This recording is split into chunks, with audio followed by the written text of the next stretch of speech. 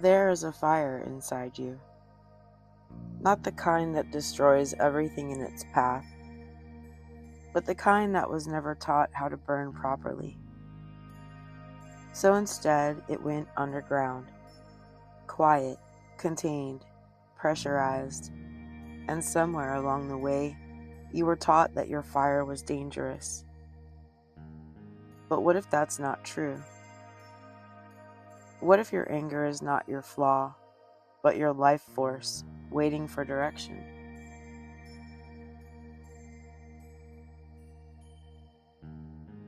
The Fire Bearer is the archetype of anger. In alchemy, this is rubido, the red phase, the phase of heat, of blood, of will, of power, of life itself. Not surface level life, but life force. And anger, in its purest form, is not rage. It is suppressed vitality. The core wound of the Fire Bearer is this: my power was not safe. At some point you learned speaking up caused punishment. Wanting things led to rejection. Being loud created abandonment. Being strong made others uncomfortable. So your fire went underground. You adapted. You survived.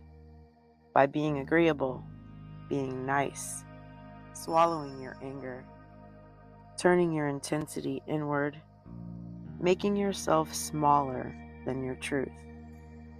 Not because you were weak, but because you were intelligent enough to survive. The Fire Bearer protects themselves by disappearing from conflict. You may notice avoiding difficult conversations, not asking for what you truly want, letting boundaries be crossed, telling yourself it's fine when it's not. This isn't passivity. This is self-protection shaped by past consequences. But fire does not disappear. It transforms. When anger is suppressed, it doesn't dissolve. It mutates. It festers into resentment, bitterness, passive aggression, sudden explosive outbursts, self-destructive habits. This is the shadow form, the flamethrower. Not because you are out of control, but because your fire has been denied a clean path. And beneath it all, there is a quiet fear. If I let my anger out, I will destroy everything. If I express my needs, I will be abandoned. So you stay quiet while boiling inside. What you actually need is not to calm down, not to be more polite, not to suppress yourself further. You need to safely reclaim your fire. Because anger is not dangerous. It's directional. It's intelligent. It points to what matters, what has been crossed, and what must change. The Fire Bearer does not eliminate anger. They learn to carry it, to contain it, to direct it, to trust it. This is the shift. From suppressed energy to embodied power. From internal pressure to clear expression. From fear of destruction to intentional transformation. When anger is alchemized, the Fire Bearer emerges. This is a soul who holds clear boundaries, speaks truth without fear, moves with confidence, acts with passion, leads with embodied power, and their fire no longer destroys. it becomes creativity, leadership, sexual energy, initiation, life force in motion. The fire bearer is an igniter, and they become an advocate, first for themselves, and then naturally for others.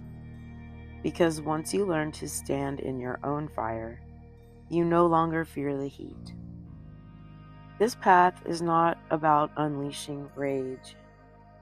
It's about self-preservation without destruction, mature power, contained fire, and it begins in the body. The fire bearer does not have anger issues. They have interrupted self-preservation. Anger lives below language, in the jaw, the gut, the chest, and the hands. Talking alone will not release it. If anger has nowhere to go, it turns inward.